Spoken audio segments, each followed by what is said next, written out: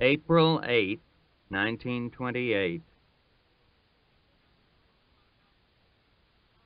The day dawned bleak and chill, a moving wall of gray light out of the northeast, which, instead of dissolving into moisture, seemed to disintegrate into minute and venomous particles, like dust that, when Dilsey opened the door of the cabin and emerged, needled laterally into her flesh, precipitating not so much a moisture as a substance partaking of the quality of thin, not quite congealed oil. She wore a stiff black straw hat perched upon her turban, and a maroon velvet cape with a border of mangy and anonymous fur above a dress of purple silk, and she stood in the door for a while with her myriad and sunken face lifted to the weather, and one gaunt hand flax-soled as the belly of a fish. Then she moved the cape aside and examined the bosom of her gown. The gown fell gauntly from her shoulders, across her fallen breasts, then tightened upon her paunch and fell again, ballooning a little above the nether garments, which she would remove, layer by layer, as the spring accomplished, and the warm days in color regal and moribund. She had been a big woman once, but now her skeleton rose, draped loosely in unpadded skin, that tightened again upon a paunch almost dropsical, as though muscle and tissue had been courage or fortitude, which the days or the years had consumed, and above that the collapsed face that gave the impression of the bones themselves being outside the flesh, lifted into the driving day, until she turned and entered the house again and closed the door. The earth immediately about the door was bare. It had a patina, as though from the soles of bare feet in generations, like old silver or the walls of Mexican houses, which have been plastered by hand. Beside the house, shading it in summer, stood 3 mulberry trees. The fledged leaves, that would later be broad and placid as the palms of hands, streaming flatly undulant upon the driving air. A pair of jaybirds came up from nowhere, whirled up on the blast, like gaudy scraps of cloth or paper, and lodged in the mulberries, where they swung in raucous tilt and recover, screaming into the wind that ripped their harsh cries onward and away, like scraps of paper or of cloth in turn. Then 3 more joined them, and they swung and tilted in the wrung branches for a time, screaming. The door of the cabin opened, and Dilsey emerged once more, this time in a man's felt hat and an army overcoat, beneath the frayed skirts of which her blue gingham dress fell in uneven balloonings, streaming too about her as she crossed the yard and mounted the steps to the kitchen door. A moment later she emerged, carrying an open umbrella now, which she slanted ahead into the wind and crossed to the woodpile, and laid the umbrella down, still open. Immediately she caught at it and arrested it and held to it for a while, looking about her. Then she closed it and laid it down and stacked stove wood into her crooked arm against her breast, and picked up the umbrella and got it open at last, and returned to the steps, and held the wood precariously balanced, while she contrived to close the umbrella, which she propped in the corner just within the door. She dumped the wood into the box behind the stove. Then she removed the overcoat and hat, and took a soiled apron down from the wall, and put it on, and built a fire in the stove. While she was doing so, rattling the great bars and clattering the lids, Mrs. Compson began to call her from the head of the stairs. She wore a dressing gown of quilted black satin, holding it close under her chin. In the other hand she held a red rubber hot water bottle, and she stood at the head of the back stairway, calling, "Dilsey," at steady and inflectionless intervals, into the quiet stairwell that descended into complete darkness, then opened again where a gray window fell across it. "Dilsey," she called, without inflection or emphasis or haste, as though she were not listening for a reply at all. "Dilsey." Dilsey answered and ceased clattering the stove. But before she could cross the kitchen, Mrs. Compson called her again, and before she crossed the dining room and brought her head into relief against the gray splash of the window, still again. "All right," Dilsey said. "All right, here I is. I'll fill hit soon as I get some hot water." She gathered up her skirts and mounted the stairs, wholly blotting the gray light. "Put hit down and g'wan back to bed." "I couldn't understand what was the matter," Mrs. Compson said. "I've been lying awake for an hour at least without hearing a sound from the kitchen." "You put hit down and g'wan back to bed," Dilsey said. She toiled painfully up the steps, shapeless, breathing heavily. "I'll have the fire gwine in a minute, and the water hot in 2 more. "I've been lying there for an hour at least," Mrs. Compson said. "I thought maybe you were waiting for me to come down and start the fire." Dilsey reached the top of the stairs and took the water bottle. "I'll fix it in a minute."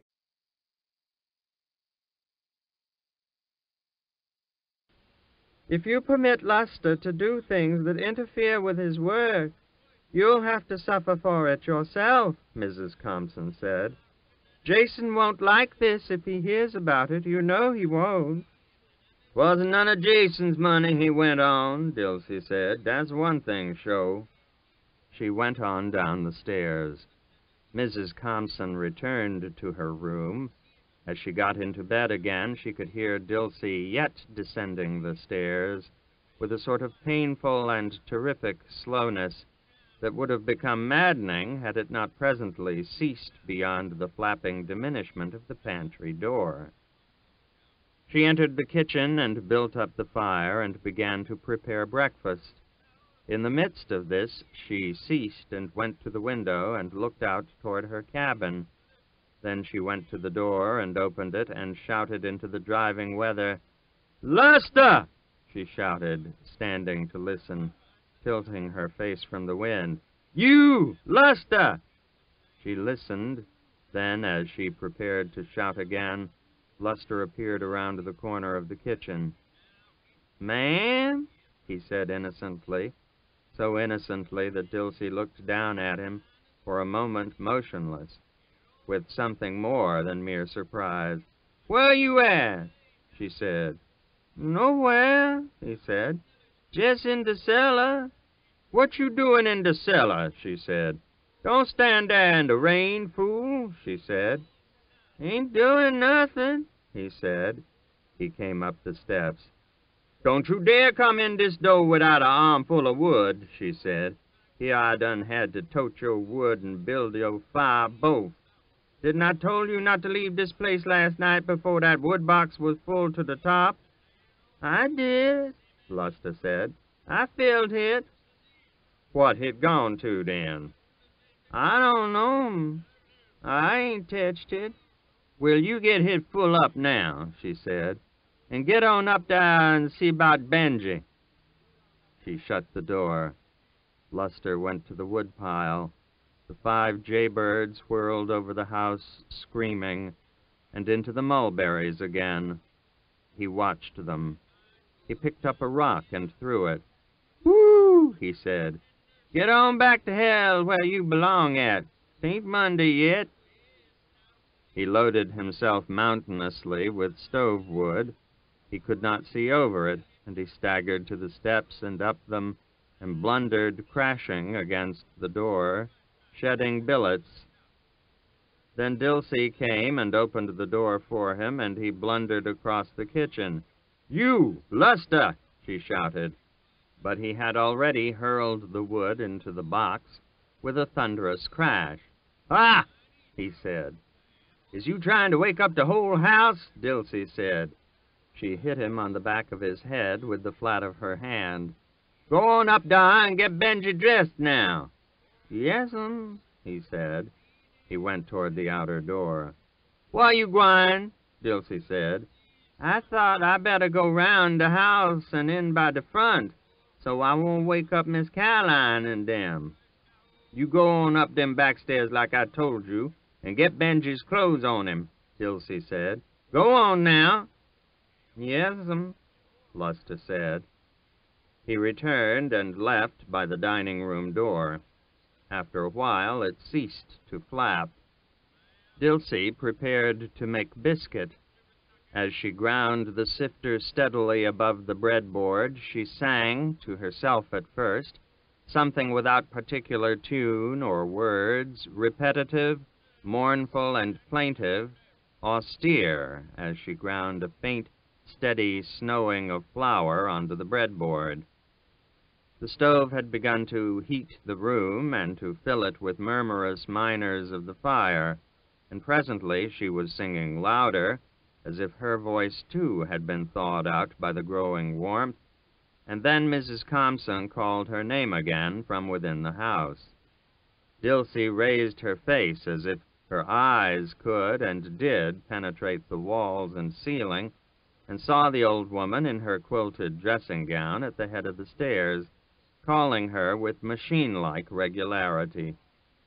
"Oh, Lord," Dilsey said. She set the sifter down and swept up the hem of her apron and wiped her hands and caught up the bottle from the chair on which she had laid it and gathered her apron about the handle of the kettle, which was now jetting faintly. "Just a minute," she called. "The water just this minute got hot." It was not the bottle which Mrs. Compson wanted, however, and clutching it by the neck like a dead hen, Dilsey went to the foot of the stairs and looked upward. "Ain't Luster up there with him?" she said. "Luster hasn't been in the house. I've been lying here listening for him. I knew he would be late, but I did hope he'd come in time to keep Benjamin from disturbing Jason on Jason's one day in the week to sleep in the morning." "I don't see how you expect anybody to sleep with you standing in the hall hollering at folks from the crack of dawn," Dilsey said. She began to mount the stairs, toiling heavily. "I sent that boy up there half an hour ago." Mrs. Compson watched her, holding the dressing-gown under her chin. "What are you going to do?" she said. "Go and get Benji dressed and bring him down to the kitchen while he won't wake Jason and Quentin," Dilsey said. "Haven't you started breakfast yet?" "I'll tend to that, too," Dilsey said. "You better get back in bed till Luster make your fire. It's cold this morning." "I know it," Mrs. Compson said. "My feet are like ice. They were so cold they waked me up." She watched Dilsey mount the stairs. It took her a long while. "You know how it frets Jason when breakfast is late," Mrs. Compson said. "I can't do but one thing at a time," Dilsey said. "You get on back to bed 'fore I has you on my hands this morning, too." "If you're going to drop everything to dress Benjamin, I'd better come down and get breakfast. You know as well as I do how Jason acts when it's late." "And who gwine eat your messin'?" Dilsey said. "Tell me dat. Go on now," she said, toiling upward. Mrs. Compson stood watching her as she mounted, steadying herself against the wall with one hand, holding her skirts up with the other. "Are you going to wake him up just to dress him?" she said. Dilsey stopped. With her foot lifted to the next step, she stood there, her hand against the wall and the gray splash of the window behind her. Motionless and shapeless, she loomed. "He ain't awake, then?" she said. "He wasn't when I looked in," Mrs. Compson said. "But it's past his time. He never does sleep after 7:30. You know he doesn't." Dilsey said nothing. She made no further move.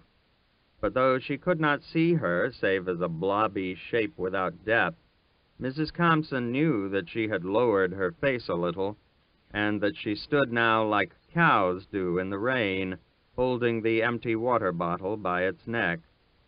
"You're not the one who has to bear it," Mrs. Compson said. "It's not your responsibility. You can go away. You don't have to bear the brunt of it day in and day out. You owe nothing to them, to Mr. Compson's memory.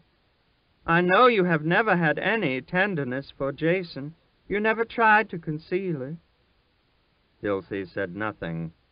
She turned slowly and descended, lowering her body from step to step as a small child does, her hand against the wall. "You go on and let him alone," she said. "Don't go in dar no more now. I'll send Luster up as soon as I find him. Let him alone now." She returned to the kitchen. She looked into the stove, then she drew her apron over her head and donned the overcoat, and opened the outer door and looked up and down the yard. The weather drove upon her flesh, harsh and minute, but the scene was empty of all else that moved. She descended the steps gingerly, as if for silence, and went around the corner of the kitchen. As she did so, Luster emerged quickly and innocently from the cellar door. Dilsey stopped. "What you up to?" she said. "Nothing," Luster said. "Mr. Jason say for me to find out what that water leak in the cellar from." "And when was it he said for you to do that?" Dilsey said. "Last New Year's Day, wasn't it?" "I thought I'd just be looking while they sleep," Luster said. Dilsey went to the cellar door. He stood aside, and she peered down into the obscurity, odorous of dank earth and mold and rubber. "Huh," Dilsey said. She looked at Luster again. He met her gaze blandly, innocent and open. "I don't know what you up to, but you ain't got no business doing hit. You just tryin' me too this morning, 'cause the others is, ain't you? You get on up there and see to Benji, you hear?" "Yes'm," Luster said. He went on toward the kitchen steps swiftly. "Here," Dilsey said. "You get me another armful of wood while I got you." "Yes'm," he said. He passed her on the steps and went to the woodpile. When he blundered again at the door a moment later, again invisible and blind within and beyond his wooden avatar, Dilsey opened the door and guided him across the kitchen with a firm hand. "Just throw it at that box again," she said. "Just throw it." "I got to," Luster said, panting. "I can't put it down no other way." "Then you stand down and hold it a while," Dilsey said. She unloaded him a stick at a time. "What got into you this morning? Here I sent you for wood, and you ain't never bought more than 6 sticks at a time to save your life till today. What you fixin' to ask me can you do now? Ain't that show left town yet?" "Yes'm, hit done gone." She put the last stick into the box. "Now you go on up there with Benji like I told you before," she said. "And I don't want nobody else yelling down them stairs at me till I rings the bell, you hear me?" "Yes'm," Luster said. He vanished through the swing door. Dilsey put some more wood in the stove and returned to the breadboard. Presently she began to sing again. The room grew warmer.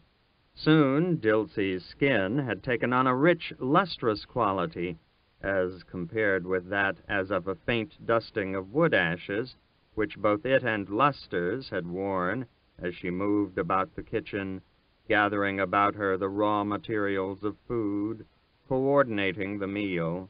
On the wall above a cupboard, invisible save at night by lamplight, and even then evincing an enigmatic profundity because it had but one hand, a cabinet clock ticked, then with a preliminary sound, as if it had cleared its throat, struck 5 times.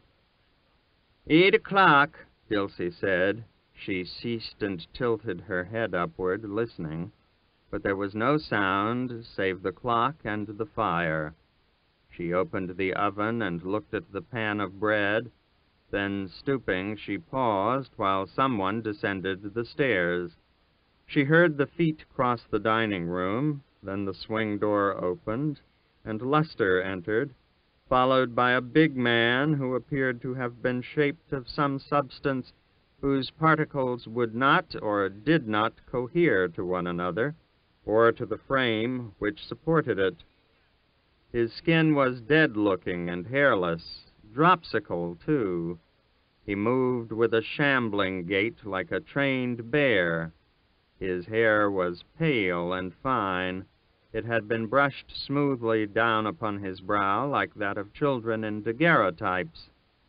His eyes were clear, of the pale, sweet blue of cornflowers. His thick mouth hung open, drooling a little. "Is he cold?" Dilsey said. She wiped her hands on her apron and touched his hand. "If he ain't, I is," Luster said. "Always cold Easter. Ain't never seen hit fail. Miss Caroline say, if you ain't got time to fix her hot water bottle, to never mind about it." "Oh, Lord," Dilsey said. She drew a chair into the corner between the woodbox and the stove. The man went obediently and sat in it. "Look in the dining room and see why I laid that bottle down," Dilsey said. Luster fetched the bottle from the dining room, and Dilsey filled it and gave it to him. "Hurry up now," she said. "See if Jason wake now. Tell him hit's all ready." Luster went out. Ben sat beside the stove. He sat loosely, utterly motionless save for his head, which made a continual bobbing sort of movement as he watched Dilsey with his sweet, vague gaze as she moved about. Luster returned. "He up," he said. "Miss Caroline say put it on the table." He came to the stove and spread his hands palm down above the firebox. "He up too," he said. "Why, hit with both feet this morning." "What's the matter now?" Dilsey said. "Get away from dar. How can I do anything with you standing over the stove?" "I cold," Luster said. "You ought to thought about that while you was down dar in that cellar," Dilsey said. "What the matter with Jason?" "Sayin' me and Benji broke that window in his room." "Is there one broke?" Dilsey said. "That's what he sayin'," Luster says. "Say I broke it." "How could you, when he keep it locked all day and night?" "Say I broke it chunking rocks at it," Luster said. "And did you?" "No'm," Luster said. "Don't lie to me, boy," Dilsey said. "I never done hit," Luster said. "Ask Benji if I did. I ain't studying that window." "Who could have broke it then?" Dilsey said. "He just tryin' hisself to wake Quentin up," she said, taking the pan of biscuits out of the stove. "Reckon so," Luster said. "Dese funny folks. Glad I ain't none of 'em." "Ain't none of who?" Dilsey said. "Let me tell you something, nigger boy. You got jest as much Thompson devilment in you as any of 'em. Is you right sure you never broke that window?" "What I want to break it fer?" "What you do any of your devilment fer?" Dilsey said. "Watch him now, so he can't burn his hand again till I get the table set." She went to the dining room, where they heard her moving about. Then she returned and set a place at the kitchen table and set food there. Ben watched her, slobbering, making a faint, eager sound. "All right, honey," she said. Here your breakfast. Bring his chair, Luster. Luster moved the chair up, and Ben sat down, whimpering and slobbering. Dilsey tied a cloth about his neck and wiped his mouth with the end of it. "And see can you keep from messing up his clothes one time," she said, handing Luster a spoon. Ben ceased whimpering. He watched the spoon as it rose to his mouth. It was as if even eagerness were muscle-bound in him, too, and hunger itself inarticulate, not knowing it is hunger. Luster fed him with skill and detachment. Now and then his attention would return, long enough to enable him to feint the spoon, and cause Ben to close his mouth upon the empty air. But it was apparent that Luster's mind was elsewhere. His other hand lay on the back of the chair, and upon that dead surface it moved tentatively, delicately, as if it were picking an inaudible tune out of the dead void, and once he even forgot to tease Ben with the spoon while his fingers teased out of the slain wood a soundless and involved arpeggio until Ben recalled him by whimpering again. In the dining room, Dilsey moved back and forth. Presently she rang a small, clear bell. Then in the kitchen, Luster heard Mrs. Compson and Jason descending, and Jason's voice, and he rolled his eyes whitely with listening. "Sure, I know they didn't break it," Jason said. "Sure, I know that. Maybe the change of weather broke it." "I don't see how it could have," Mrs. Compson said. "Your room stays locked all day long, just as you leave it when you go to town. None of us ever go in there except Sunday to clean it. I don't want you to think that I would go where I'm not wanted, or that I would permit anyone else to." "I never said you broke it, did I?" Jason said. "I don't want to go in your room," Mrs. Compson said. "I respect anybody's private affairs. I wouldn't put my foot over the threshold, even if I had a key." "Yes," Jason said. "I know your keys won't fit. That's why I had the lock changed. What I want to know is how that window got broken." "Luster say he didn't do hit," Dilsey said. "I knew that without asking him," Jason said. "Where's Quentin?" he said. "Where she is every Sunday morning," Dilsey said. "What got into you the last few days, anyhow?" "Well, we're going to change all that," Jason said. "Go up and tell her breakfast is ready." "You leave her alone now, Jason," Dilsey said. "She gets up for breakfast every week morning, and Miss Caroline lets her stay in bed every Sunday. You knows that." "I can't keep a kitchen full of niggers to wait on her pleasure much as I'd like to," Jason said. "Go and tell her to come down to breakfast."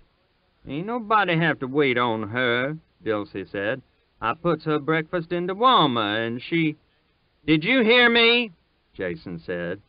"I hears you," Dilsey said. "All I been hearing when you in the house. If it ain't Quentin or your ma, it's Luster and Benji. What you let him go on that way for, Miss Caroline?" "You'd better do as he says," Mrs. Compson said. "He's head of the house now. It's his right to require us to respect his wishes. I try to do it, and if I can, you can too." "Ain't no sense in him being so bad-tempered he got to make Quentin get up just to suit him," Dilsey said. "Maybe you think she broke that window." "She would if she happened to think of it," Jason said. "You go and do what I told you." "And I wouldn't blame her none if she did," Dilsey said, going toward the stairs. "With you nagging at all the blessed time you in the house."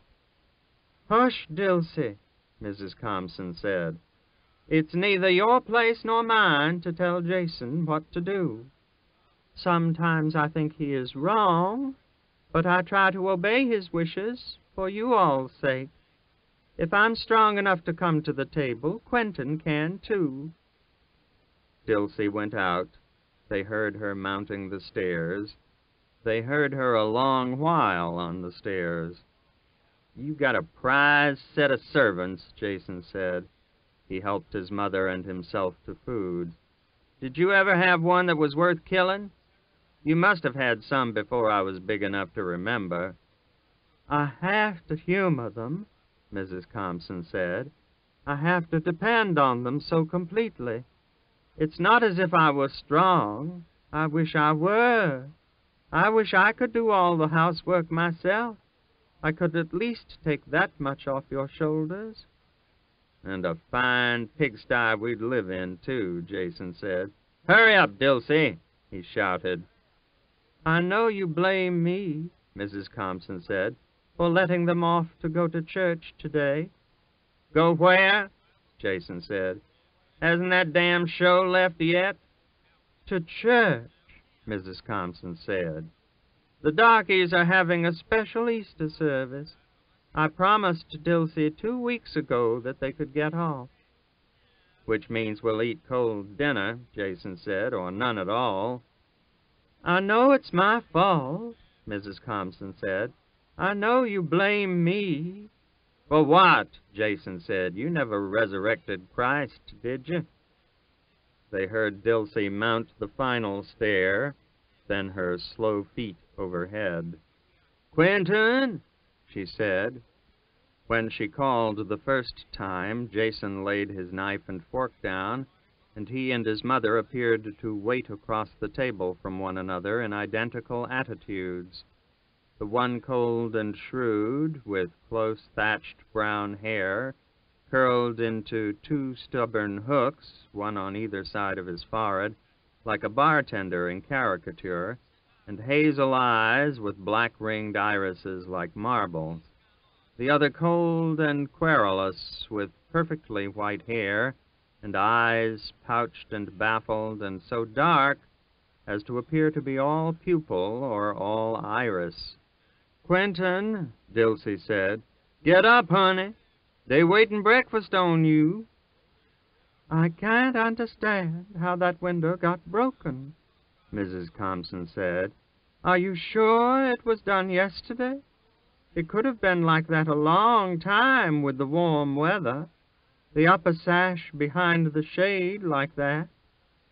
"I've told you for the last time that it happened yesterday," Jason said.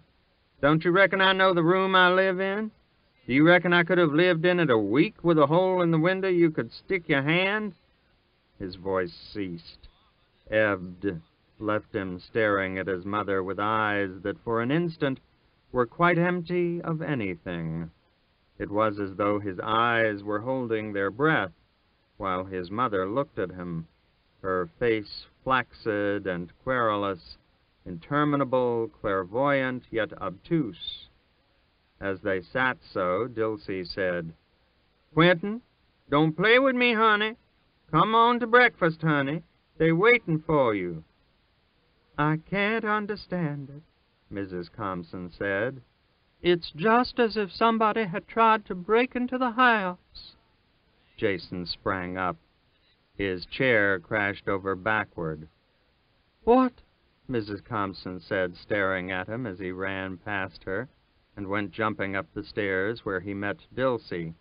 His face was now in shadow, and Dilsey said, "She's sullen.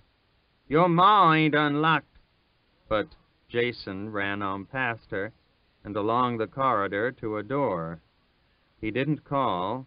He grasped the knob and tried it. Then he stood with the knob in his hand and his head bent a little, as if he were listening to something much further away than the dimensioned room beyond the door, and which he already heard. His attitude was that of one who goes through the motions of listening in order to deceive himself as to what he already hears. Behind him, Mrs. Compson mounted the stairs, calling his name. Then she saw Dilsey, and she quit calling him, and began to call Dilsey instead. "I told you she ain't unlocked that door yet," Dilsey said. When she spoke, he turned and ran toward her, but his voice was quiet, matter-of-fact. she carry the key with her?" he said. "Has she got it now? Or will she have?" "Dilsey," Mrs. Compson said on the stairs. "Is which?" Dilsey said. "Why didn't you let—" "The key," Jason said, "to that room. Does she carry it with her all the time, Mother?" Then he saw Mrs. Compson, and he went down the stairs and met her. "Give me the key," he said. He fell to pawing at the pockets of the rusty black dressing sack she wore. She resisted. "Jason," she said. "Jason, are you and Dilsey trying to put me to bed again?" she said, trying to fend him off. "Can't you even let me have Sunday in peace?" "The key," Jason said, pawing at her. "Give it here." He looked back at the door as if he expected it to fly open before he could get back to it with the key he did not yet have. "You, Dilsey," Mrs. Compson said, clutching her sack about her. "Give me the key, you old fool." From her pocket he tugged a huge bunch of rusted keys on an iron ring like a medieval jailer's, and ran back up the hall with the two women behind him. "You, Jason," Mrs. Compson said. "He will never find the right one," she said. "You know I never let anyone take my keys, Dilsey," she said. "Hush," Dilsey said. "He ain't gwine do nothing to her. I ain't gwine let him." "But on Sunday morning, in my own house," Mrs. Compson said, "when I've tried so hard to raise them Christians. Let me find the right key, Jason," she said. She put her hand on his arm. Then she began to struggle with him. But he flung her aside with a motion of his elbow and looked around at her for a moment.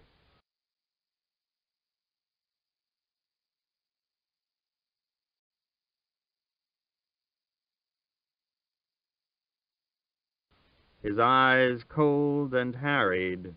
Then he turned to the door again and the unwieldy keys. "Hush," Dilsey said. "You, Jason!" "Something terrible has happened," Mrs. Compson said, wailing again. "I know it has. You, Jason," she said, grasping at him again. "He won't even let me find the key to a room in my own house." Now, Dilsey said, "what can happen? I right here. I ain't going to let him hurt her. Quentin," she said, raising her voice, "don't you be scared, honey. I's right here." The door opened, swung inward.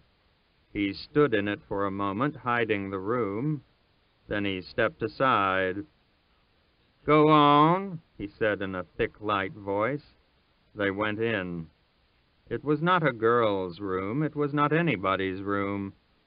And the faint scent of cheap cosmetics and the few feminine objects and the other evidences of crude and hopeless efforts to feminize it but added to its anonymity, giving it that dead and stereotyped transience of rooms in assignation houses.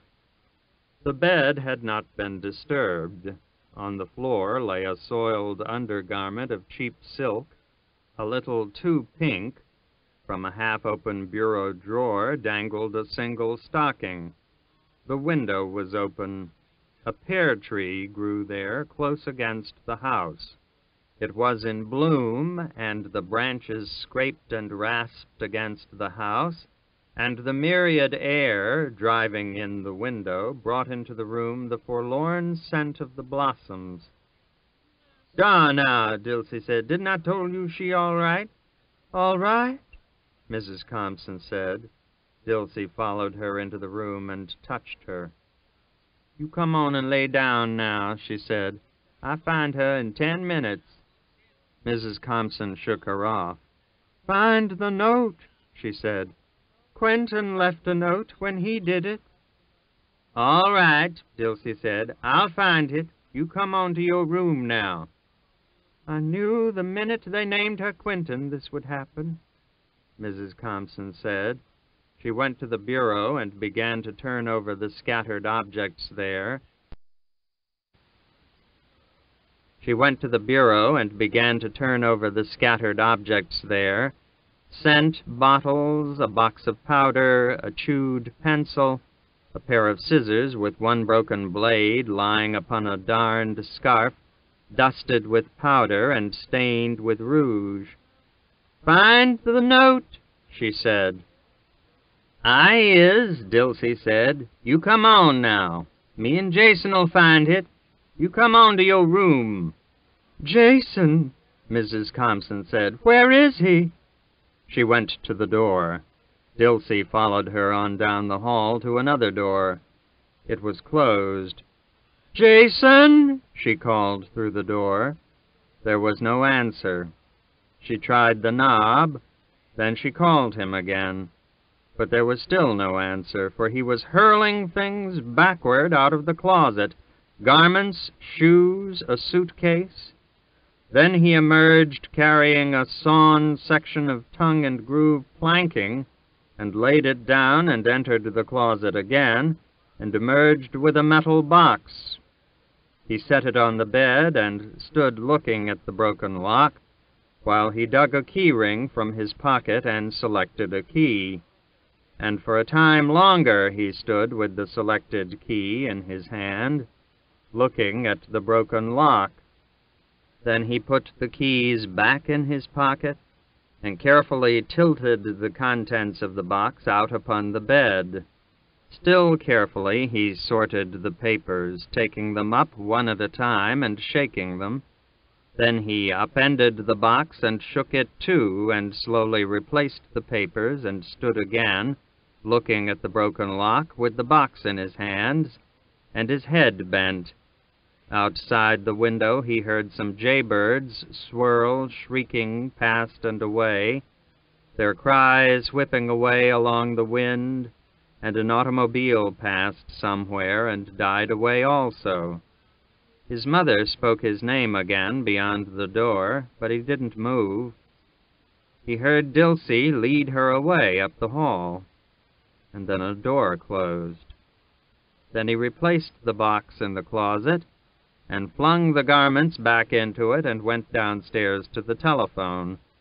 While he stood there with the receiver to his ear, waiting, Dilsey came down the stairs. She looked at him without stopping and went on. The wire opened. "This is Jason Compson," he said, his voice so harsh and thick that he had to repeat himself.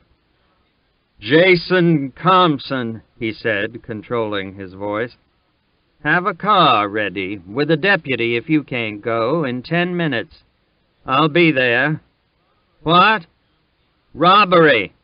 My house. I know who it—" "Robbery, I say. Have a car ready." "What? Aren't you a paid law enforcement?" "Yes, I'll be there in 5 minutes. Have that car ready to leave at once. If you don't, I'll report it to the governor." He clapped the receiver back and crossed the dining room, where the scarce broken meal lay cold now on the table, and entered the kitchen. Dilsey was filling the hot water bottle. Ben sat tranquil and empty. Beside him, Luster looked like a feist dog, brightly watchful. He was eating something. Jason went on across the kitchen. "Ain't you going to eat no breakfast?" Dilsey said. He paid her no attention. "Go on and eat your breakfast, Jason," he went on. The outer door banged behind him. Luster rose and went to the window and looked out. "Whoo," he said. "What happening up there? He been beating Miss Quinton?" "You hush your mouth," Dilsey said. "You get Benji started now, and I'll beat your head off. You keep him quiet as you can till I get back now." She screwed the cap on the bottle and went out. They heard her go up the stairs. Then they heard Jason pass the house in his car. Then there was no sound in the kitchen save the simmering murmur of the kettle and the clock. "You know what I bet?" Luster said. "I bet he beat her. I bet he knock her in the head, and now he gone for the doctor. That's what I bet." The clock tick-tocked, solemn and profound. It might have been the dry pulse of the decaying house itself. After a while it whirred and cleared its throat and struck 6 times. Ben looked up at it, then he looked at the bullet-like silhouette of Luster's head in the window, and he began to bob his head again, drooling. He whimpered. "Hush up, Looney," Luster said without turning. "Look like we ain't gwine to get to go to no church today." But Ben sat in the chair, his big, soft hands dangling between his knees, moaning faintly. Suddenly he wept, a slow bellowing sound, meaningless and sustained. "Hush," Luster said. He turned and lifted his hand. "You want me to whoop you?" Luster came and shook him. "You hush this minute," he shouted. "Yeah," he said. He hauled Ben out of the chair and dragged the chair around facing the stove and opened the door to the firebox and shoved Ben into the chair. They looked like a tug nudging at a clumsy tanker in a narrow dock. Ben sat down again facing the rosy door. He hushed. Then they heard the clock again, and Dilsey slow on the stairs. When she entered, he began to whimper again. Then he lifted his voice. "What you done to him?" Dilsey said. "Why can't you let him alone this morning of all times?" "I ain't doing nothing to him," Luster said. "Mr. Jason scared him, that's what it is. He ain't killed Miss Quentin, is he?" "Hush, Benji," Dilsey said. He hushed. She went to the window and looked out. "Is it quit raining?" she said. "Yes'm," Luster said. "Quit long time ago." "Then y'all go outdoors a while," she said. "I just got Miss Caroline quiet now." "Is we gwine to church?" Luster said. "I'll let you know about that when the time come. You keep him away from the house twell I calls you." "Can we go to the pastor?" Luster said. "All right, only you keep him away from the house. I done stood all I can." "Yes'm," Luster said. "Why Mr. Jason gone, Mammy?" "That's some more of your business, ain't it?" Dilsey said. She began to clear the table. "Hush, Benji. Luster gwine take you out to play." "What he done to Miss Quentin, Mammy?" Luster said. "Ain't done nothing to her. You all get on out in here." "I bet she ain't here," Luster said. Dilsey looked at him. "How you know she ain't here?" "Me and Benji seed her climb out the window last night. Didn't we, Benji?" "You did," Dilsey said, looking at him. "We sees her doing hit every night," Luster said. "Climb right down that pear tree." "Don't you lie to me, nigger boy," Dilsey said. "I ain't lying. Ask Benji if I is."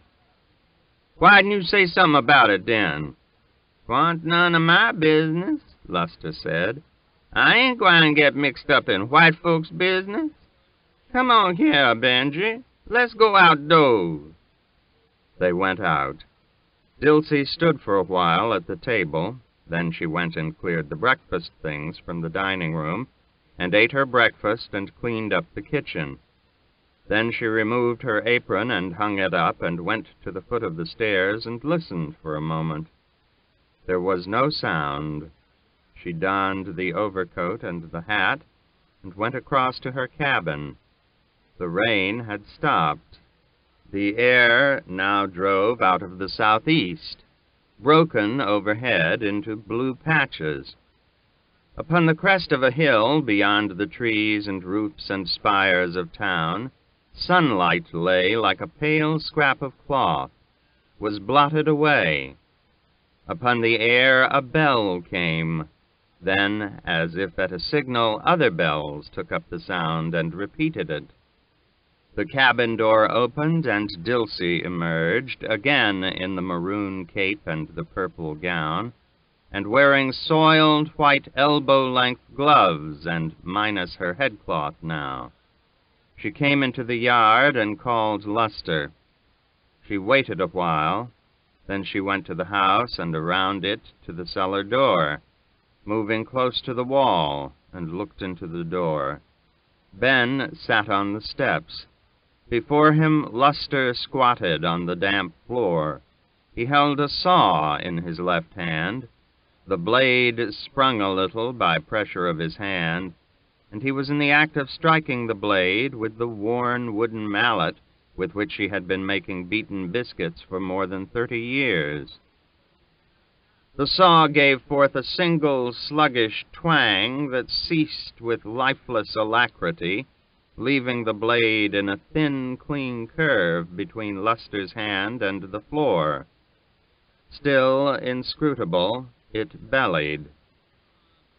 "That's the way he done hit," Luster said. "I just ain't found the right thing to hit it with."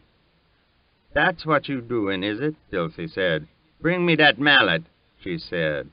"I ain't hurt hit," Luster said. "Bring hit here," Dilsey said. "Put that saw where you gotta hit first." He put the saw away and brought the mallet to her. Then Ben wailed again, hopeless and prolonged. It was nothing, just sound. It might have been all time and injustice and sorrow become vocal for an instant by a conjunction of planets. "Listen at him," Luster said. "He been gwine on that way ever since you sent us out in the house. I don't know what got into him this morning." "Bring him here," Dilsey said. "Come on, Benji," Luster said. He went back down the steps and took Ben's arm. He came obediently, wailing, that slow, hoarse sound that ships make, that seems to begin before the sound itself has started, seems to cease before the sound itself has stopped. "Run and get his cap," Dilsey said. "Don't make no noise Miss Caroline can hear. Hurry now, we already late." "She gwine hear him anyhow, if you don't stop him," Luster said. "He stop when he get off the place," Dilsey said. "He's smellin' hit. That's what hit is." "Smell what, Mammy?" Luster said. "You go get that cap," Dilsey said. Luster went on. They stood in the cellar door, Ben 1 step below her. The sky was broken now into scudding patches that dragged their swift shadows up out of the shabby garden, over the broken fence and across the yard. Dilsey stroked Ben's head slowly and steadily, smoothing the bang upon his brow. He wailed quietly, unhurriedly. "Hush," Dilsey said. "Hush now, we be gone in a minute. Hush now." He wailed quietly and steadily. Luster returned, wearing a stiff new straw hat with a colored band and carrying a cloth cap. The hat seemed to isolate Luster's skull in the beholder's eye as a spotlight would, in all its individual planes and angles. So peculiarly individual was its shape that at first glance the hat appeared to be on the head of someone standing immediately behind Luster. Dilsey looked at the hat. "Why'n you wear your old hat?" she said. "Couldn't find it," Luster said. "I bet you couldn't. I bet you fixed it last night so you couldn't find it. You fixin' to ruin that'n." "Aw, Mammy," Luster said, "it ain't gwine rain. How you know? You go get that old hat and put that new one away." "Aw, Mammy." "Then you go get the umbrella." "Aw, Mammy." "Take your choice," Dilsey said. "Get your old hat or the umbrella. I don't care which." Luster went to the cabin. Ben wailed quietly. "Come on," Dilsey said. "They can catch up with us. We gwine to hear the singing." They went around the house toward the gate. "Hush," Dilsey said from time to time, as they went down the drive. They reached the gate.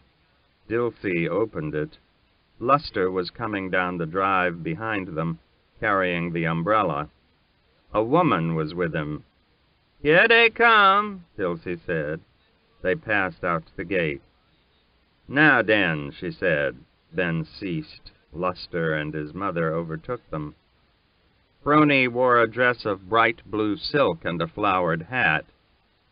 She was a thin woman with a flat, pleasant face. "You got 6 weeks' work right down your back," Dilsey said. "What you gwine do if it rain?" "Get wet, I reckon," Broney said. "I ain't never stopped no rain yet." "Mamma always talking about it gwine rain," Luster said.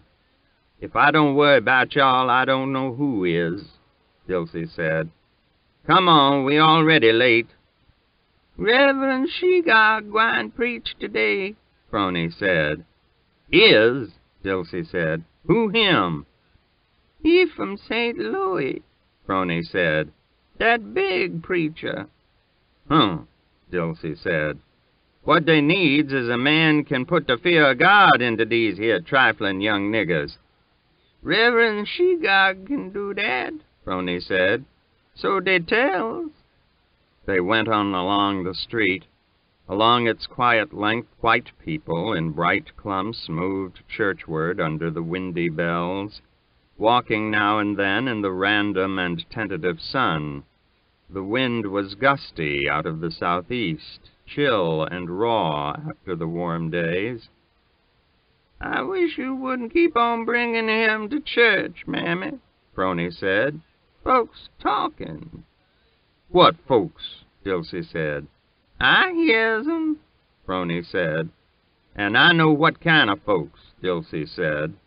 "Trash white folks, that's who it is. Thinks he ain't good enough for white church, but nigger church ain't good enough for him." "They talks just the same," Broney said. "Then you send 'em to me," Dilsey said. "Tell him the good Lord don't care whether he bright or not. Don't nobody but white trash care dat." A street turned off at right angles, descending, and became a dirt road. On either hand, the land dropped more sharply. A broad, flat, dotted with small cabins, whose weathered roofs were on a level with the crown of the road. They were set in small, grassless plots, littered with broken things, bricks, planks, crockery, things of a once utilitarian value.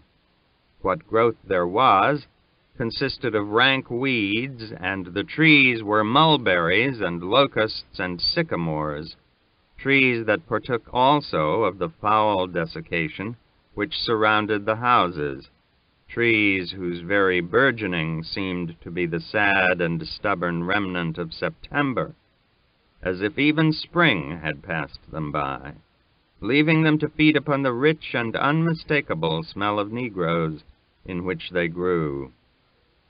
From the doors, Negroes spoke to them as they passed, to Dilsey usually. "Sis Gibson, how you this morning?" "I'm well. Is you well?" "I'm right well, I thank you." They entered from the cabins and struggled up the shaling levee to the road. Men in staid, hard brown or black, with gold watch chains and now and then a stick. Young men in cheap, violent blues or stripes and swaggering hats. Women a little stiffly sibilant, and children in garments bought second-hand of white people, who looked at Ben with the covertness of nocturnal animals. "I bet you won't go up and tetch him." "How come I won't?" "I bet you won't. I bet you scared to." "He won't hurt folks. He's des a loony." "How come a loony won't hurt folks?"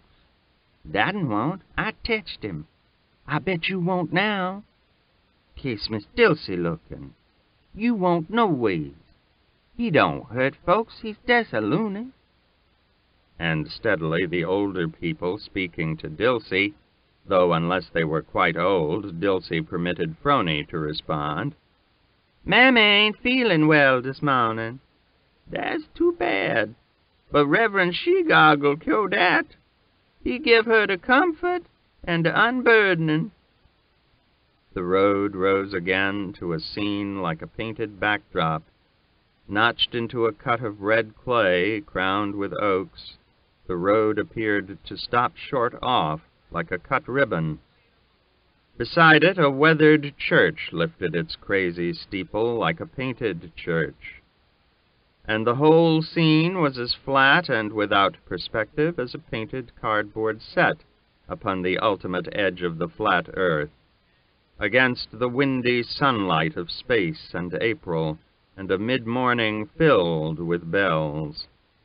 Toward the church they thronged with slow Sabbath deliberation.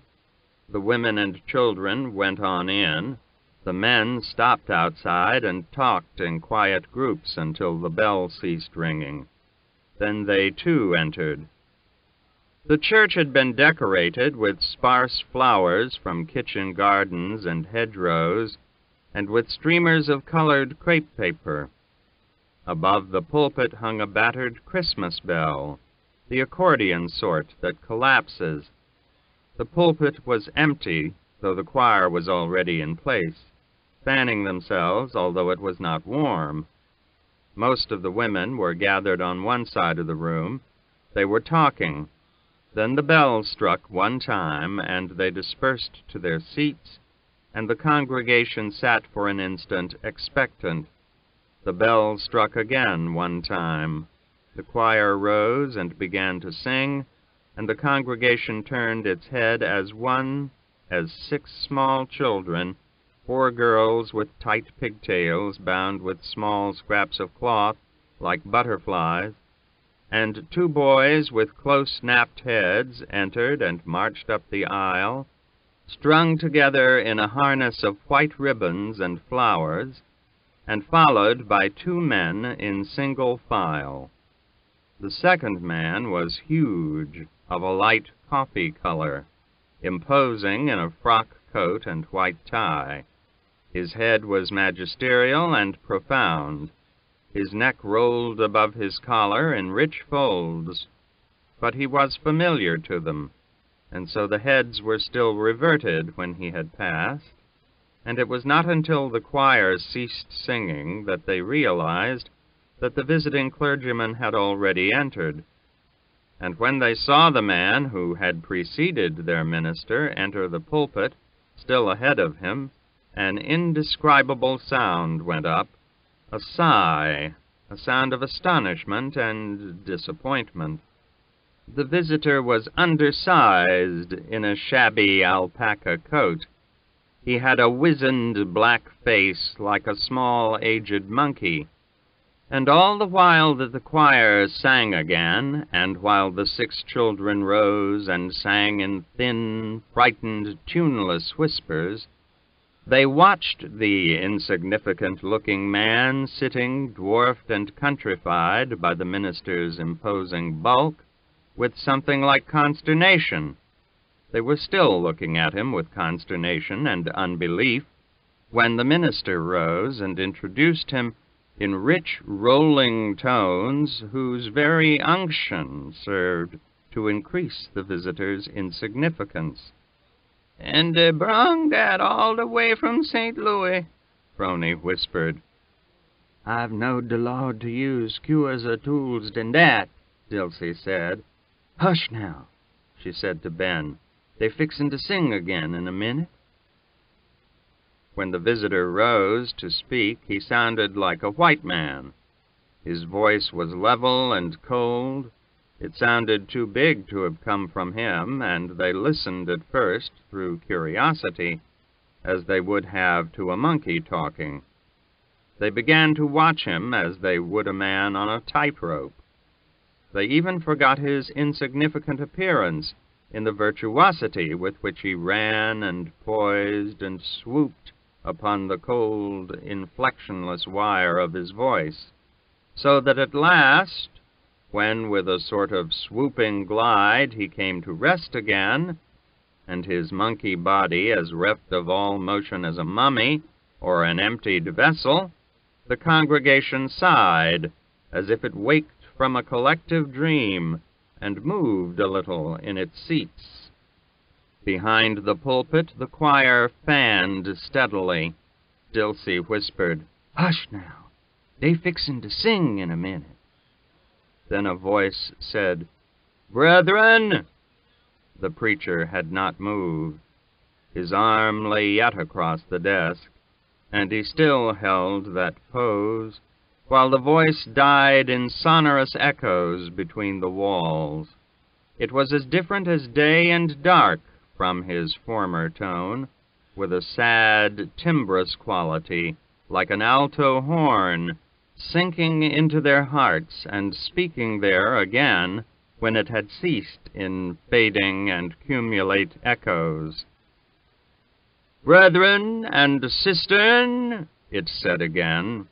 The preacher removed his arm, and he began to walk back and forth before the desk, his hands clasped behind him, a meager figure, hunched over upon itself like that of one long immured in striving with the implacable earth. "I got the recollection and the blood of the Lamb." He tramped steadily back and forth beneath the twisted paper and the Christmas bell, hunched, his hands clasped behind him. He was like a worn small rock whelmed by the successive waves of his voice. With his body he seemed to feed the voice that, succubus-like, had fleshed its teeth in him.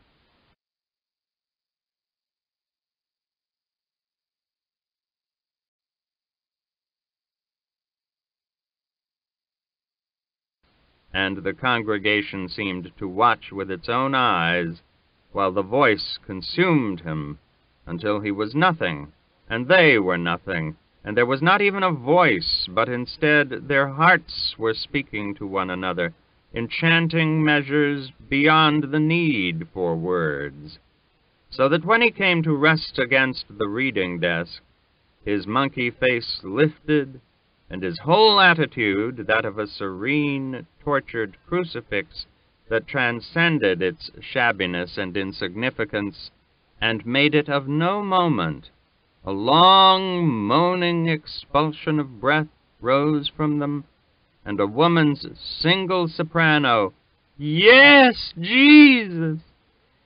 As the scudding day passed overhead, the dingy windows glowed and faded in ghostly retrograde.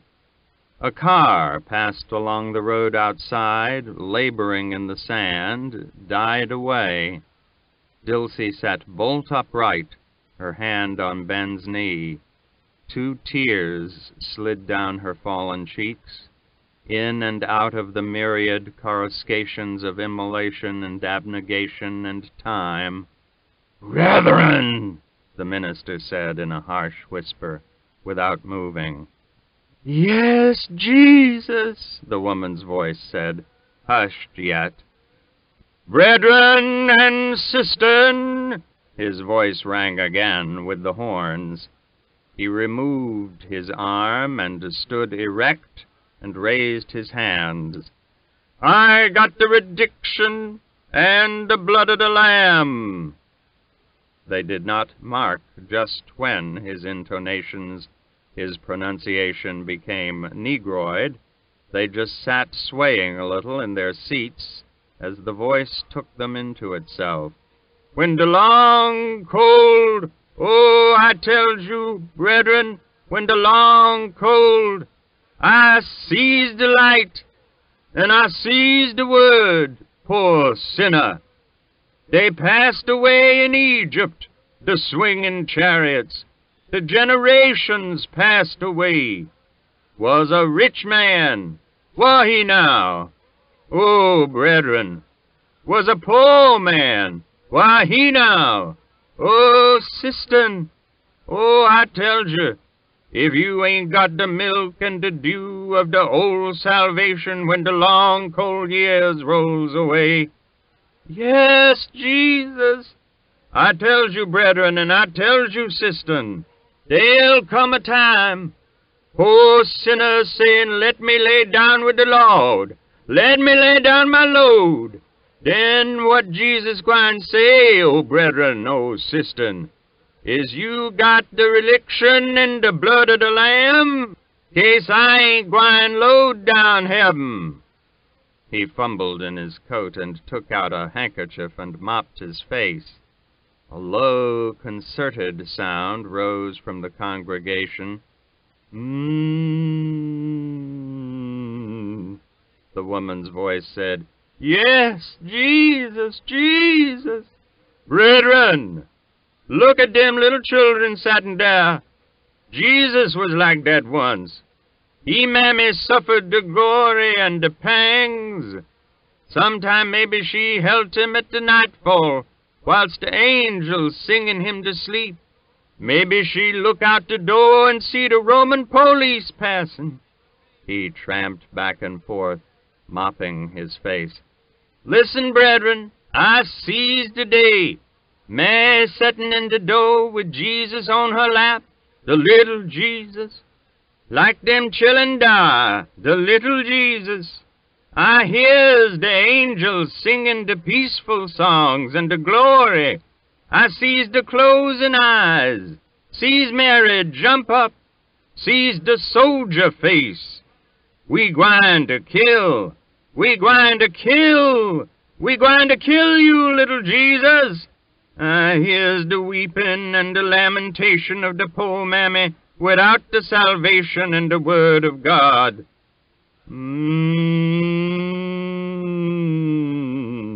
Jesus, little Jesus.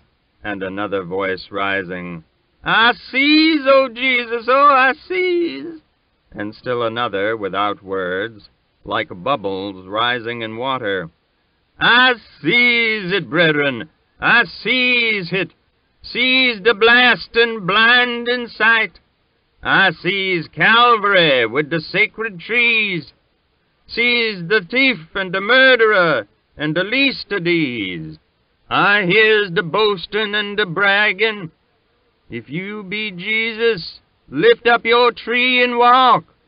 I hears the wailing of women and the evening lamentations. I hears the weeping and the crying and the turned-away face of God. They done killed Jesus. They done killed my son. Jesus, I sees. Oh, Jesus. Oh, blind sinner. Brethren, I tells you, sister, and I says to you, when the Lord did turn his mighty face, say, ain't gwine overload heaven. I can see the widowed God shut his door. I sees the whelming flood roll between. I sees the darkness and the death everlasting upon the generations. Then lo, brethren, yes, brethren, what I see? What I see, O sinner? I sees the resurrection and the light. Sees the meek Jesus saying, they killed me, that ye shall live again. I died, that them what sees and believes shall never die. Brethren, oh brethren, I sees the doom crack and the golden horn shouting down to glory, and the arisen dead what got the blood and the reliction of the Lamb. In the midst of the voices and the hands, Ben sat wrapped in his sweet blue gaze. Dilsey sat bolt upright beside, crying rigidly and quietly in the annealment and the blood of the remembered Lamb. As they walked through the bright noon, up the sandy road with the dispersing congregation, talking easily again, group to group, she continued to weep, unmindful of the talk. He's sure a preacher, man. He didn't look like much at first, but hush. He seed the power and the glory. Yes, sir, he seed it. Face to face he seed it. Dilsey made no sound. Her face did not quiver as the tears took their sunken and devious courses, walking with her head up, making no effort to dry them away even. "Why'dn't you quit that, Mammy?" Phroney said. "With all these people looking, we be passing white folks soon." "I seed the first and the last," Dilsey said. "Never you mind me." "First and last what?" Phroney said. "Never you mind," Dilsey said. "I seed the beginning, and now I sees the ending." Before they reached the street, though, she stopped and lifted her skirt and dried her eyes on the hem of her topmost underskirt. Then they went on. Ben shambled along beside Dilsey, watching Luster, who anticked along ahead, the umbrella in his hand, and his new straw hat slanted viciously in the sunlight, like a big foolish dog watching a small, clever one. They reached the gate and entered. Immediately Ben began to whimper again, and for a while all of them looked up the drive at the square, paintless house with its rotting portico. "What's gwine on up there today?" Phroney said. "Something is." "Nothing," Dilsey said. "You tend to your business and let the white folks tend to theirs." "Something is," Phroney said. "I heard him first thing this morning. Ain't none of my business, though." "And I knows what, too," Luster said. "You knows more than you got any use for," Dilsey said. "Ain't you just heard Phroney say it ain't none of your business? You take Benji on to the back and keep him quiet till I put dinner on." "I knows where Miss Quentin is," Luster said.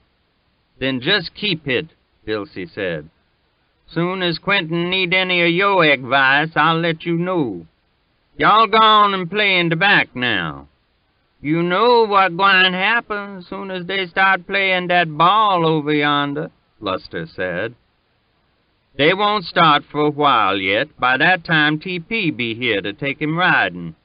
Here, you give me that new hat." Luster gave her the hat, and he and Ben went on across the backyard.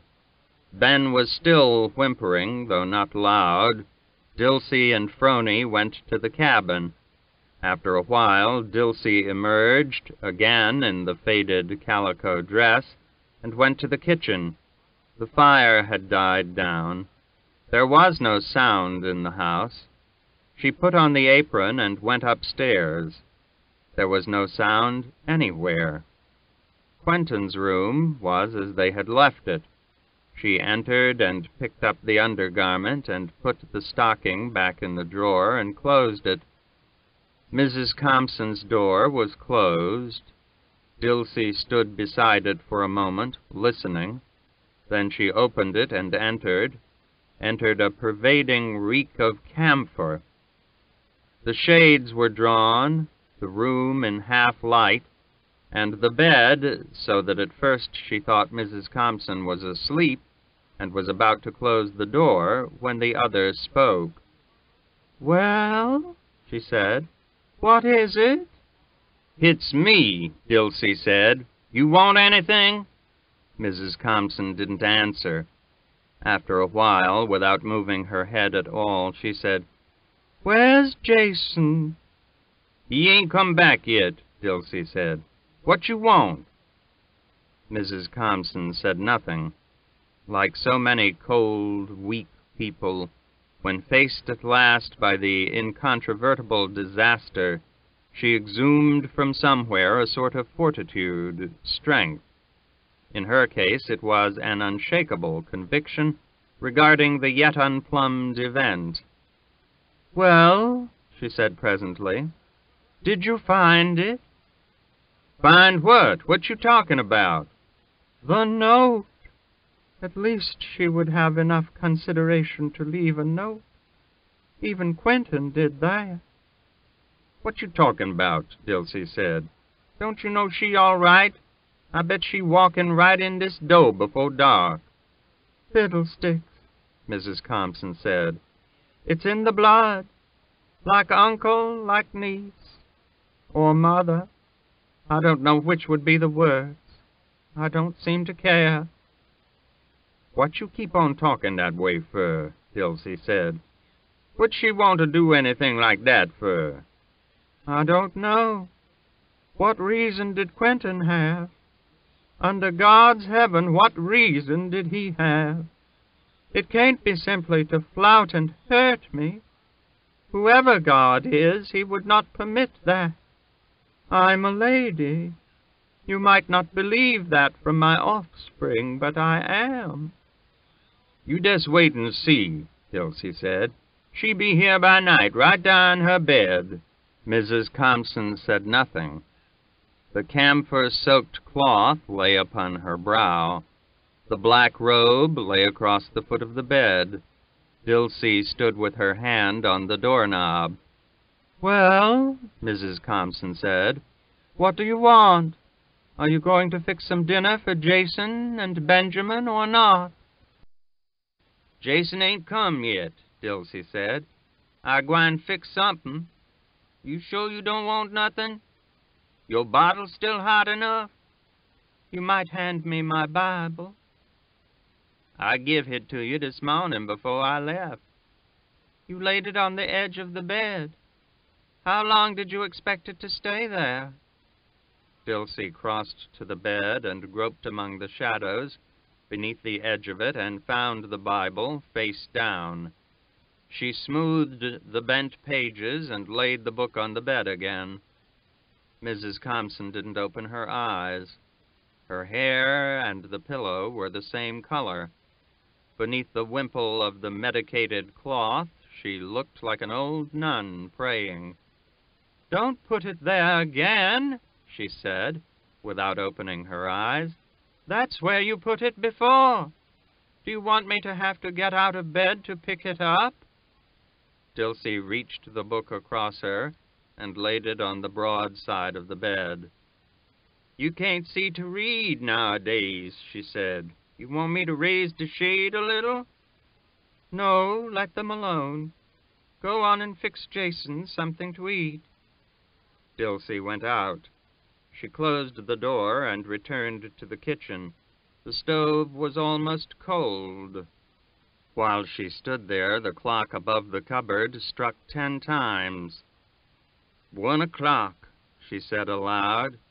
Jason ain't coming home. I seed the first and the last, she said, looking at the cold stove. I seed the first and the last. She set out some cold food on a table. As she moved back and forth, she sang a hymn. She sang the first 2 lines over and over to the complete tune. She arranged the meal and went to the door and called Luster. And after a time, Luster and Ben entered. Ben was still moaning a little as to himself. He ain't never quit, Luster said. Y'all come on and eat, Dilsey said. Jason ain't coming to dinner. They sat down at the table. Ben could manage solid food pretty well for himself, though even now, with cold food before him, Dilsey tied a cloth about his neck. He and Luster ate. Dilsey moved about the kitchen, singing the 2 lines of the hymn which she remembered. Y'all can go on and eat, she said. Jason ain't coming home. He was 20 miles away at that time. When he left the house, he drove rapidly to town, overreaching the slow Sabbath groups and the peremptory bells along the broken air. He crossed the empty square and turned into a narrow street that was abruptly quieter even yet, and stopped before a frame house, and went up the flower-bordered walk to the porch. Beyond the screen door, people were talking. As he lifted his hand to knock, he heard steps, so he withheld his hand until a big man in black broadcloth trousers and a stiff-bosomed white shirt without collar opened the door. He had vigorous, untidy, iron-gray hair, and his gray eyes were round and shiny like a little boy's. He took Jason's hand and drew him into the house, still shaking it. "Come right in," he said. "Come right in." "You ready to go now?" Jason said. "Walk right in," the other said, propelling him by the elbow into a room where a man and a woman sat. "You know Myrtle's husband, don't you? Jason Thompson, Vernon." "Yes," Jason said. He did not even look at the man, and as the sheriff drew a chair across the room, the man said, "We'll go out so you can talk. Come on, Myrtle." "No, no," the sheriff said. "You folks keep your seat. I reckon it ain't that serious, Jason. Have a seat." "I'll tell you as we go along," Jason said. "Get your hat and coat." "We'll go out," the man said, rising. "Keep your seat," the sheriff said. "Me and Jason will go out on the porch." "You get your hat and coat," Jason said. "They've already got a 12-hour start." The sheriff led the way back to the porch. A man and a woman passing spoke to him. He responded with a heavy, florid gesture. Bells were still ringing from the direction of the section known as Nigger Hollow. "Get your hat, Sheriff," Jason said. The sheriff drew up 2 chairs. "Have a seat and tell me what the trouble is." "I told you over the phone," Jason said, standing. "I did that to save time. Am I going to have to go to the law to compel you to do your sworn duty?" "You sit down and tell me about it," the sheriff said. "I'll take care of you, all right." "Care hell," Jason said. "Is that what you call taking care of me?" "You're the one that's holding us up," the sheriff said. "You sit down and tell me about it." Jason told him, his sense of injury and impotence feeding upon its own sound, so that after a time he forgot his haste in the violent accumulation of his self-justification and his outrage. The sheriff watched him steadily with his cold, shiny eyes. "But you don't know they done it," he said. "You just think so."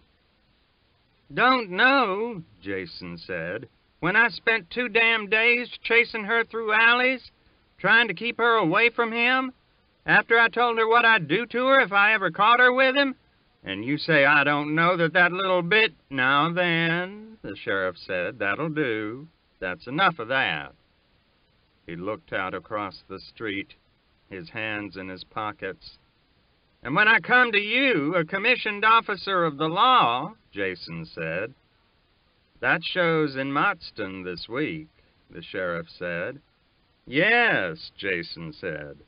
"And if I could find a law officer that gave a solitary damn about protecting the people that elected him to office, I'd be there too by now." He repeated his story, harshly recapitulant, seeming to get an actual pleasure out of his outrage and impotence.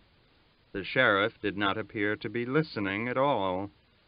"Jason," he said, "what were you doing with $3,000 hid in the house?" "What?" Jason said. "That's my business where I keep my money. Your business is to help me get it back." "Did your mother know you had that much on the place?" "Look here," Jason said. "My house has been robbed. I know who did it, and I know where they are. I come to you as the commissioned officer of the law, and I ask you once more, are you going to make any effort to recover my property or not?" "What do you aim to do with that girl if you catch them?" "Nothing," Jason said. "Not anything. I wouldn't lay my hand on her. The bitch that cost me a job, the one chance I ever had to get ahead, that killed my father and is shortening my mother's life every day and made my name a laughingstock in the town. I won't do anything to her," he said. "Not anything." "You drove that girl into running off, Jason," the sheriff said. "How I conduct my family is no business of yours," Jason said. "Are you going to help me or not?" "You drove her away from home," the sheriff said, "and I have some suspicions about who that money belongs to that I don't reckon I'll ever know for certain." Jason stood, slowly wringing the brim of his hat in his hands. He said quietly, "You're not going to make any effort to catch them for me?" "That's not any of my business, Jason. If you had any actual proof, I'd have to act, but without that, I don't figure it's any of my business." "That's your answer, is it?" Jason said. "Think well now." "That's it, Jason." "All right," Jason said.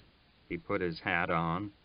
"You'll regret this. I won't be helpless. This is not Russia, where just because he wears a little metal badge, a man is immune to law." He went down the steps and got in his car and started the engine. The sheriff watched him drive away, turn, and rush past the house toward town. The bells were ringing again, high in the scudding sunlight, in bright, disorderly tatters of sound. He stopped at a filling station and had his tires examined and the tank filled. "Gwine on a trip, is you?" the Negro asked him. He didn't answer. "Look like it gwine fair off after all," the Negro said.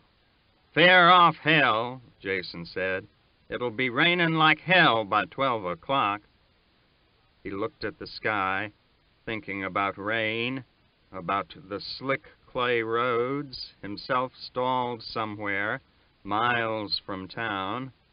He thought about it with a sort of triumph, of the fact that he was going to miss dinner, that by starting now and so serving his compulsion of haste, he would be at the greatest possible distance from both towns when noon came. It seemed to him that in this, circumstance was giving him a break. So he said to the Negro, "What the hell are you doing? Has somebody paid you to keep this car standing here as long as you can?" "Dis here tire ain't got no air 'tall in hit," the Negro said. "Then get the hell away from there and let me have that tube," Jason said. "Hit up now," the Negro said, rising. "You can ride now." Jason got in and started the engine and drove off. He went into second gear, the engine spluttering and gasping, and he raced the engine, jamming the throttle down and snapping the choker in and out savagely. "It's going to rain," he said. "Get me halfway there and rain like hell." And he drove on out of the bells and out of town, thinking of himself slogging through the mud, hunting a team. "And every damn one of them will be at church." He thought of how he'd find a church at last and take a team, and of the owner coming out, shouting at him, and of himself striking the man down. "I'm Jason Thompson. See if you can stop me. See if you can elect a man to office that can stop me," he said, thinking of himself entering the courthouse with a file of soldiers and dragging the sheriff out. Thinks he can sit with his hands folded and see me lose my job. I'll show him about jobs. Of his niece he did not think at all, nor of the arbitrary valuation of the money. Neither of them had had entity or individuality for him for 10 years. Together they merely symbolized the job in the bank, of which he had been deprived before he ever got it. The air brightened, the running shadow patches were now the obverse, and it seemed to him that the fact that the day was clearing was another cunning stroke on the part of the foe, the fresh battle toward which he was carrying ancient wounds. From time to time he passed churches, unpainted frame buildings with sheet-iron steeples, surrounded by tethered teams and shabby motor cars, and it seemed to him that each of them was a picket post, where the rear guards of circumstance peeped fleetingly back at him. "And damn you, too," he said.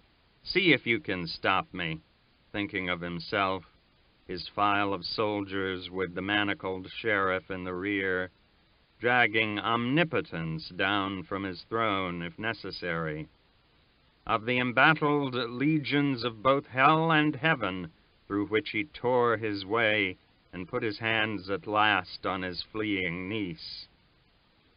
The wind was out of the southeast. It blew steadily upon his cheek. It seemed that he could feel the prolonged blow of it sinking through his skull, and suddenly, with an old premonition, he clapped the brakes on and stopped and sat perfectly still. Then he lifted his hand to his neck and began to curse, and sat there, cursing in a harsh whisper. When it was necessary for him to drive for any length of time, he fortified himself with a handkerchief soaked in camphor, which he would tie about his throat when clear of town, thus inhaling the fumes, and he got out and lifted the seat cushion on the chance that there might be a forgotten one there. He looked beneath both seats and stood again for a while, cursing, seeing himself mocked by his own triumphing. He closed his eyes, leaning on the door. He could return and get the forgotten camphor, or he could go on. In either case, his head would be splitting, but at home he could be sure of finding camphor on Sunday, while if he went on, he could not be sure. But if he went back, he would be an hour and a half later in reaching Matson. "Maybe I can drive slow," he said. "Maybe I can drive slow," thinking of something else.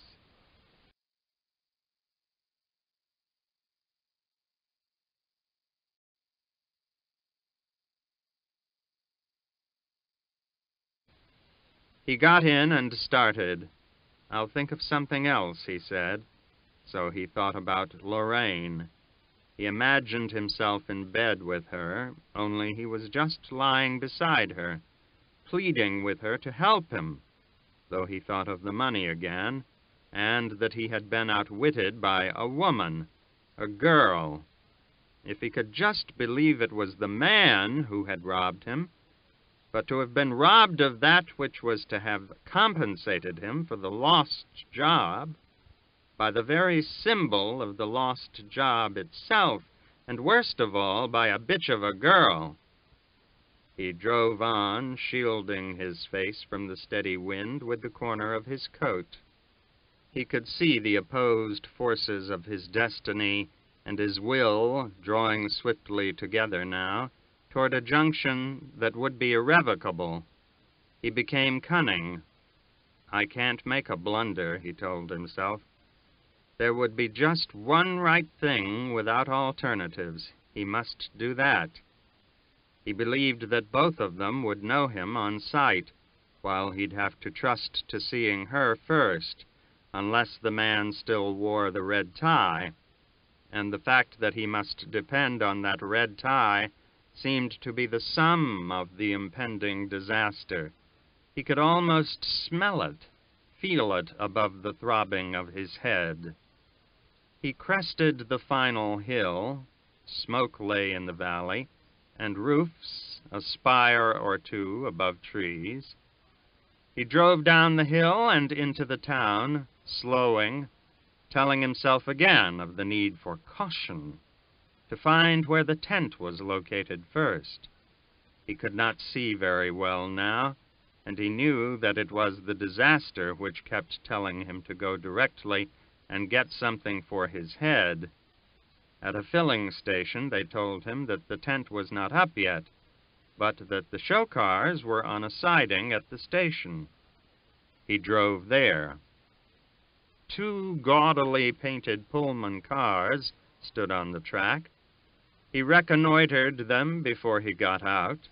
He was trying to breathe shallowly so that the blood would not beat so in his skull. He got out and went along the station wall, watching the cars. A few garments hung out of the windows, limp and crinkled, as though they had been recently laundered. On the earth beside the steps of one sat 3 canvas chairs, but he saw no sign of life at all, until a man in a dirty apron came to the door and emptied a pan of dishwater with a broad gesture, the sunlight glinting on the metal belly of the pan, then entered the car again. Now I'll have to take him by surprise before he can warn them, he thought. It never occurred to him that they might not be there in the car, that they should not be there, that the whole result should not hinge on whether he saw them first or they saw him first, would be opposed to all nature and contrary to the whole rhythm of events. And more than that, he must see them first, get the money back. Then what they did would be of no importance to him, while otherwise the whole world would know that he, Jason Compson, had been robbed by Quentin, his niece, a bitch. He reconnoitered again. Then he went to the car and mounted the steps swiftly and quietly and paused at the door. The galley was dark, rank with stale food. The man was a white blur singing in a cracked, shaky tenor. An old man, he thought, and not as big as I am. He entered the car as the man looked up. "Hey," the man said, stopping his song. "Where are they?" Jason said. "Quick now, in the sleeping car?" "Where's who?" the man said. "Don't lie to me," Jason said. He blundered on in the cluttered obscurity. "What's that?" the other said. "Who are you calling a liar?" And when Jason grasped his shoulder, he exclaimed, "Look out, fella!" "Don't lie," Jason said. "Where are they?" "Why, you bastard," the man said. His arm was frail and thin in Jason's grasp. He tried to wrench free, then he turned and fell to scrabbling on the littered table behind him. "Come on," Jason said. "Where are they?" "I'll tell you where they are," the man shrieked. "Let me find my butcher knife." "Here," Jason said, trying to hold the other.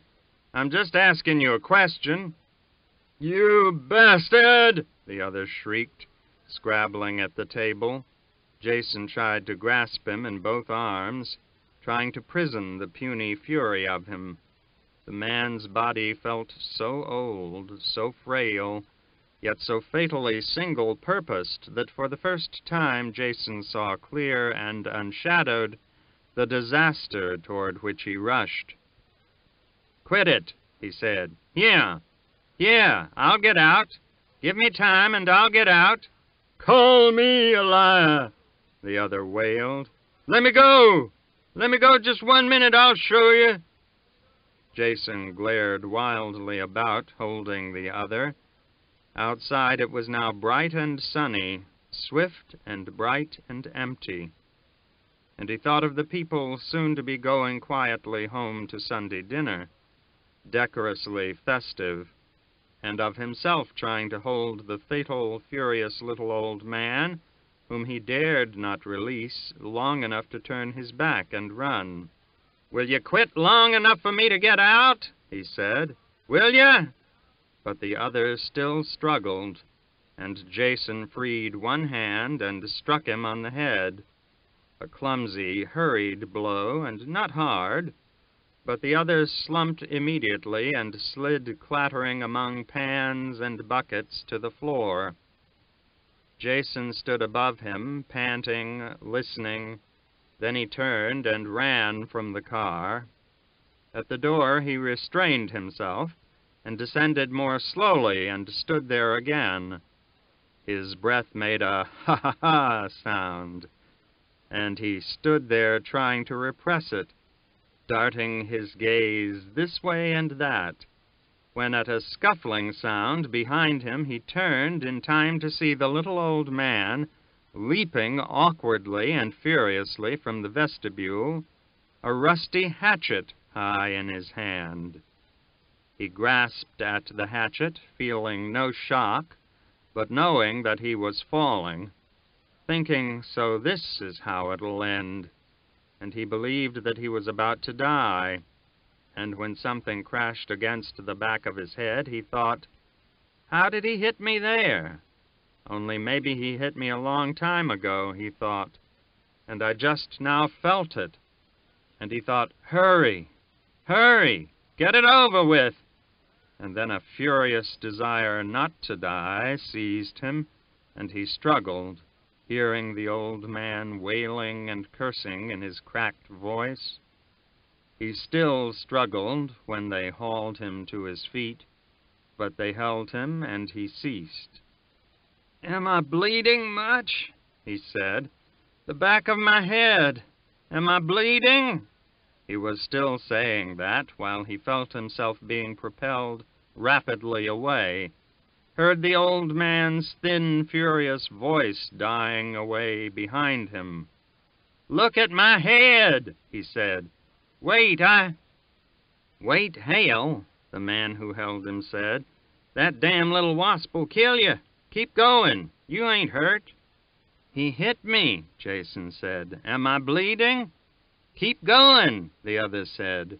He led Jason on around the corner of the station to the empty platform where an express truck stood, where grass grew rigidly in a plot bordered with rigid flowers, and a sign in electric lights.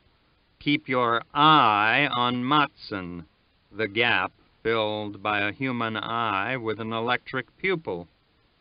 The man released him. Now, he said, you get on out of here and stay out.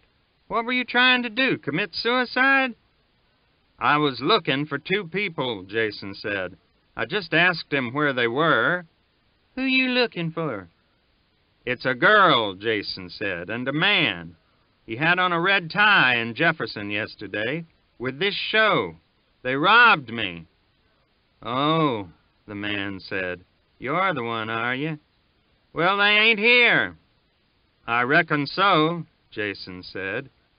He leaned against the wall and put his hand to the back of his head and looked at his palm. I thought I was bleeding, he said. I thought he hit me with that hatchet. You hit your head on the rail, the man said. You better go on. They ain't here. Yes, he said they were not here. I thought he was lying. Do you think I'm lying? The man said. No, Jason said. I know they're not here. I told him to get the hell out of there, both of them, the man said. I won't have nothing like that in my show. I run a respectable show with a respectable troupe. Yes, Jason said.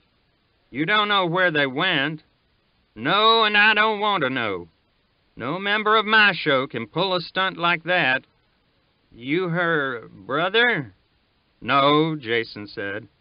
It don't matter. I just wanted to see them. You sure he didn't hit me? No blood, I mean? There would have been blood if I hadn't got there when I did. You stay away from here now. That little bastard'll kill you. That your car yonder? Yes.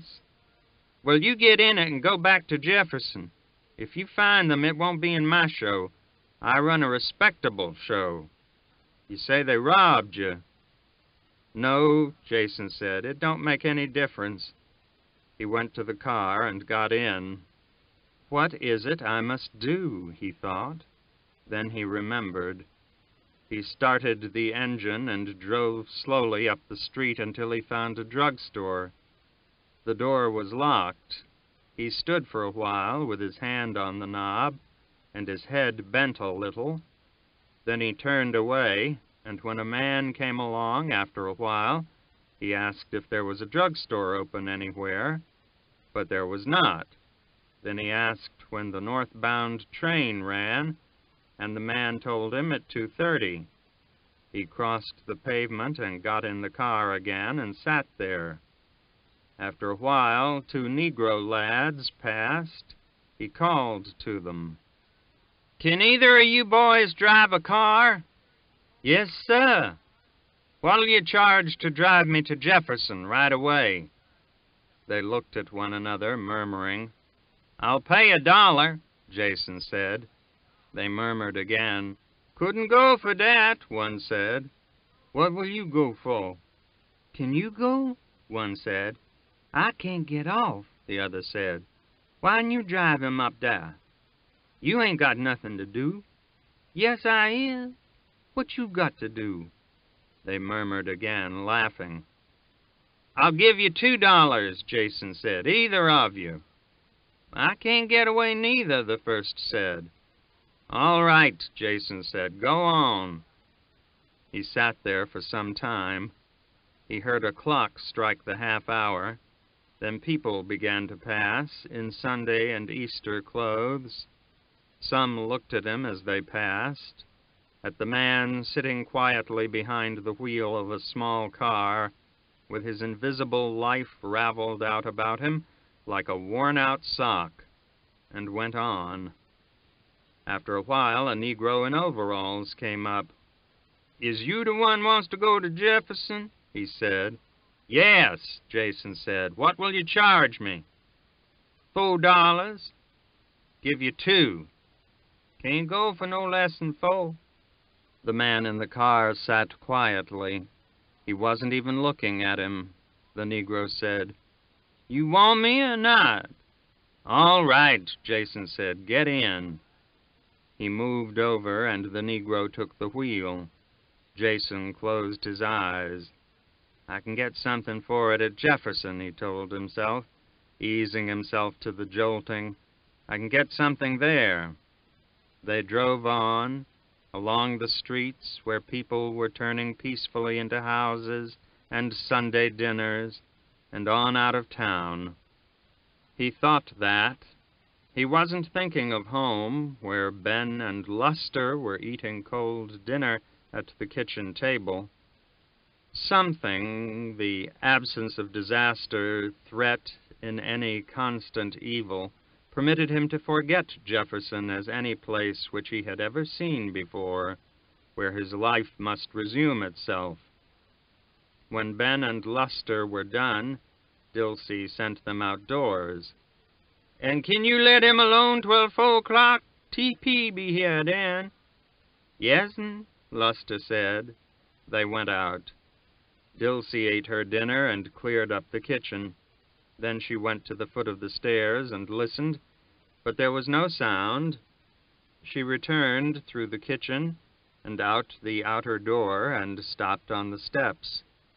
Ben and Luster were not in sight, but while she stood there, she heard another sluggish twang from the direction of the cellar door, and she went to the door and looked down upon a repetition of the morning scene. "He done hit just that way," Lester said. He contemplated the motionless saw with a kind of hopeful dejection. "I ain't got the right thing to hit it with yet," he said. "And you ain't gwine find hit down here, neither," Dilsey said. "You take him on out in the sun. You both get pneumonia down here on this wet floor." She waited and watched them cross the yard toward a clump of cedar trees near the fence. Then she went on to her cabin. "Now don't you get started," Luster said. "I had enough trouble with you today." There was a hammock made of barrel staves slatted into woven wires. Luster lay down in the swing, but Ben went on vaguely and purposelessly. He began to whimper again. "Hush now," Luster said. "I'm fixin' to whup you." He lay back in the swing. Ben had stopped moving, but Luster could hear him whimpering. "Is you gwine hush, or ain't you?" Luster said. He got up and followed and came upon Ben squatting before a small mound of earth. At either end of it, an empty bottle of blue glass that once contained poison was fixed in the ground. In one was a withered stalk of Jimson weed. Ben squatted before it, moaning, a slow, inarticulate sound. Still moaning, he sought vaguely about and found a twig and put it in the other bottle. "Why'n you hush?" Luster said. "You want me to give you something to show enough moan about? Supposing I does dis." He knelt and swept the bottle suddenly up and behind him, then ceased moaning. He squatted, looking at the small depression where the bottle had sat. Then, as he drew his lungs full, Luster brought the bottle back into view. "Hush," he hissed. "Don't you dare to bella. Don't you. Dar it is, see? Here. You fixin' to start if you stays here. Come on, let's go see if they started knocking ball yet." He took Ben's arm and drew him up, and they went to the fence and stood side by side there, peering between the matted honeysuckle, not yet in bloom. "Dar," Luster said, "dar come some. See 'em?" They watched the foursome play onto the green and out, and move to the tee and drive. Ben watched, whimpering, slobbering. When the foursome went on, he followed along the fence, bobbing and moaning. One said, "Here, caddy, bring the bag." "Hush, Benji," Luster said. But Ben went on at his shambling trot, clinging to the fence, wailing in his hoarse, hopeless voice.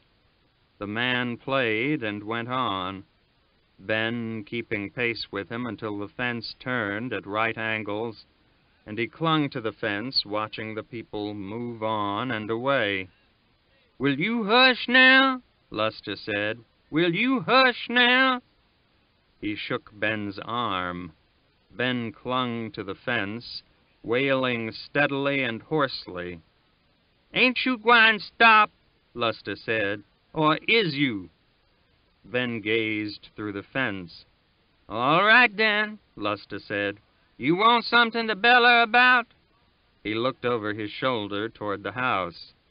Then he whispered, "Caddy, bella now.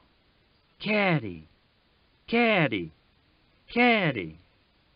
A moment later, in the slow intervals of Ben's voice, Luster heard Dilsey calling.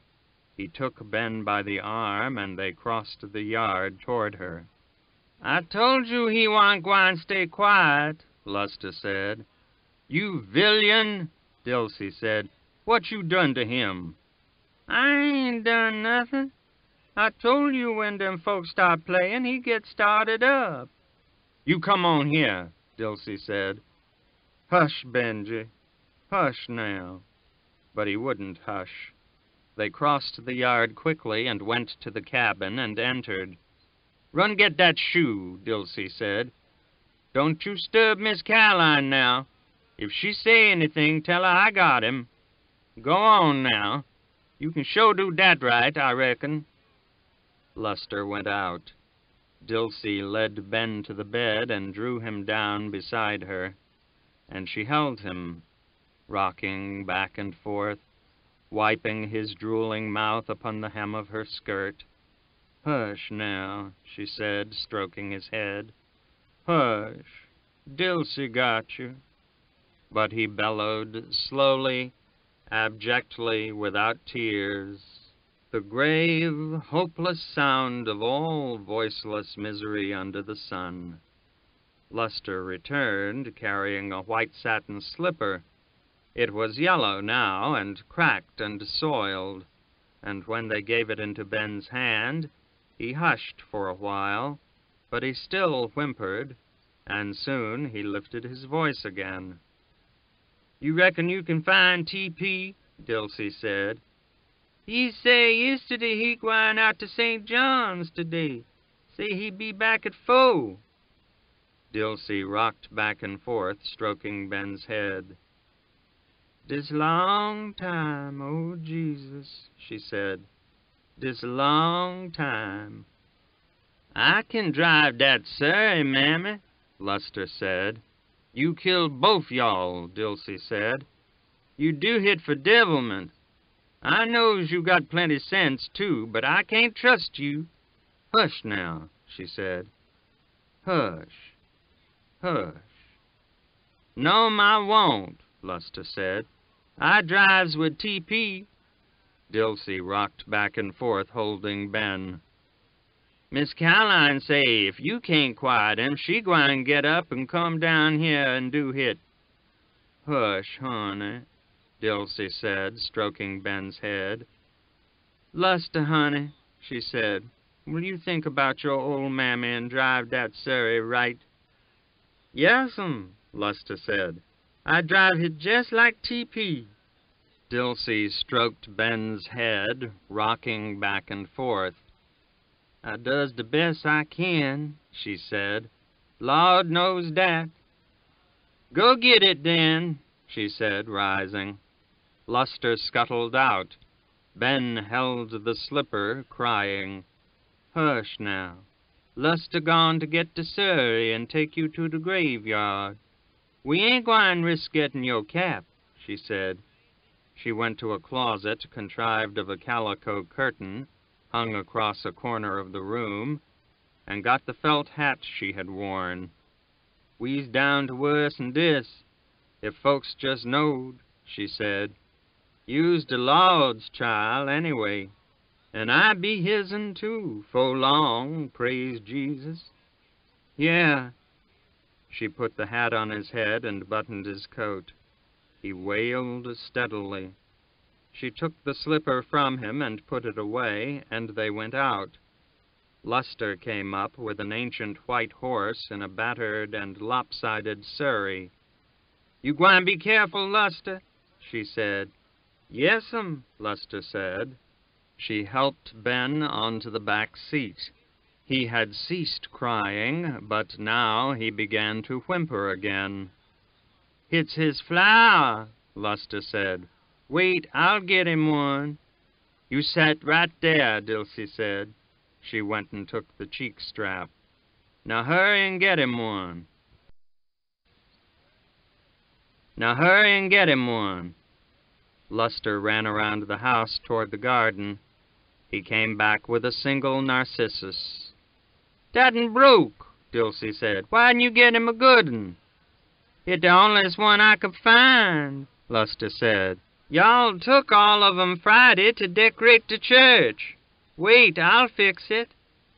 So while Dilsey held the horse, Luster put a splint on the flower stalk with a twig and 2 bits of string and gave it to Ben. Then he mounted and took the reins. Dilsey still held the bridle. "You knows the way now," she said. "Up the street, round the square, to the graveyard, then straight back home." "Yes'm," Luster said. "Hum up, Queenie."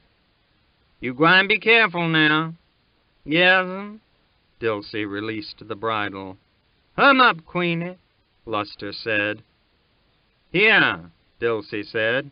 "You hand me that whip." "Oh, Mammy," Luster said. "Give hit here," Dilsey said, approaching the wheel. Luster gave it to her reluctantly. "I won't never get Queenie started now." "Never you mind about that," Dilsey said. "Queenie know more about where she gwine than you does. All you got to do is sat dar and hold them reins. You knows the way now." "Yes'm, same way T.P. goes every Sunday." "Then you do the same thing this Sunday."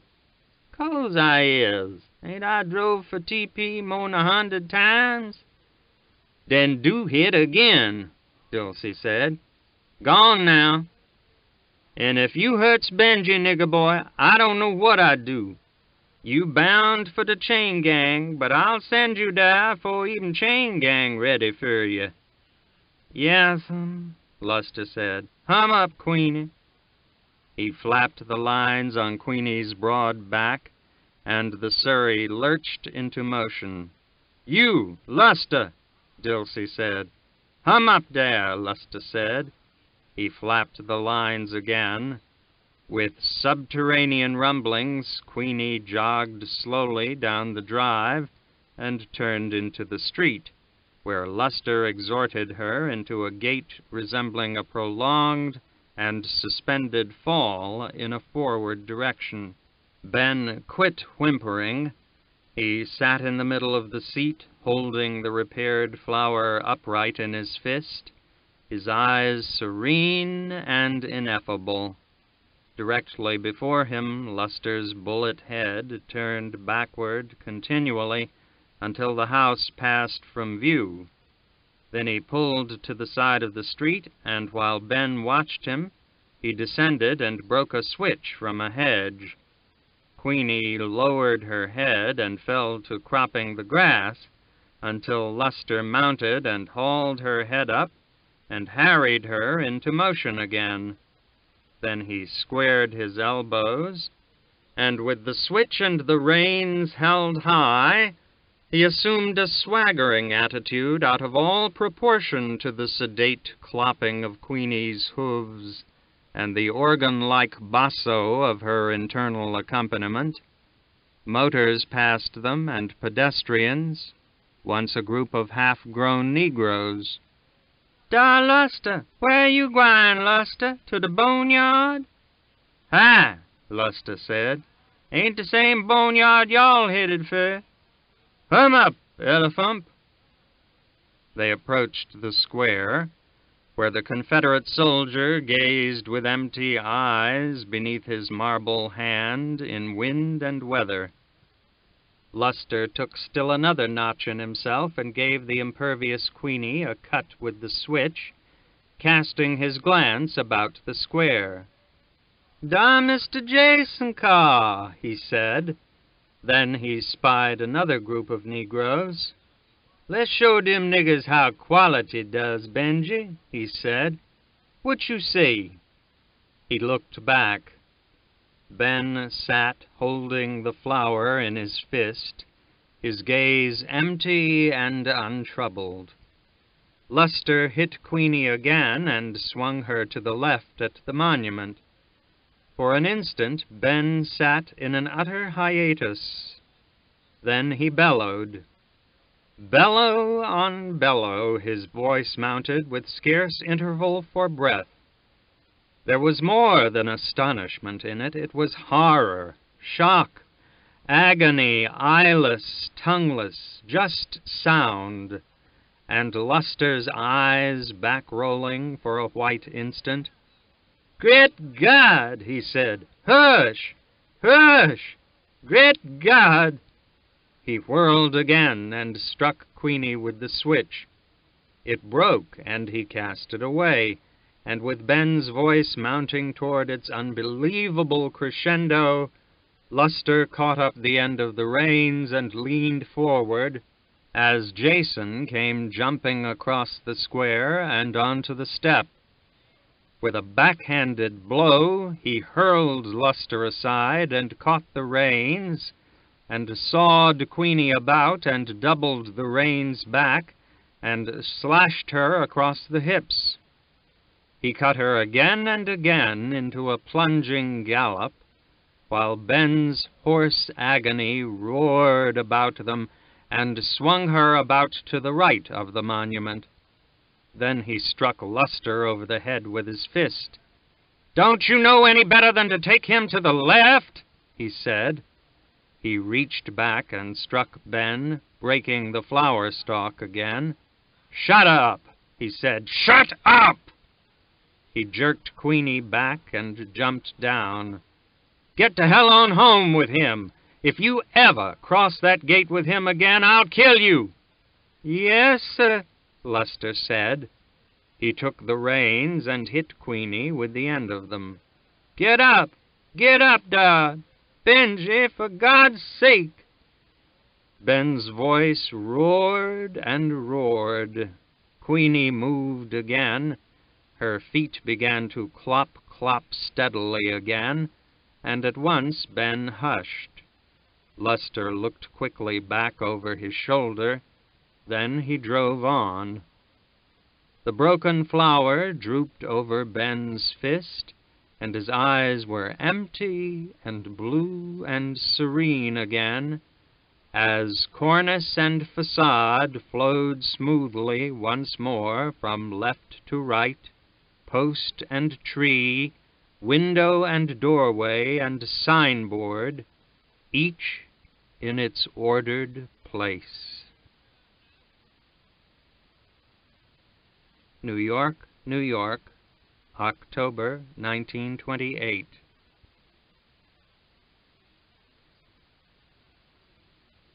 This concludes the reading of The Sound and the Fury by William Faulkner. This book was read by Wolfram Kandinsky.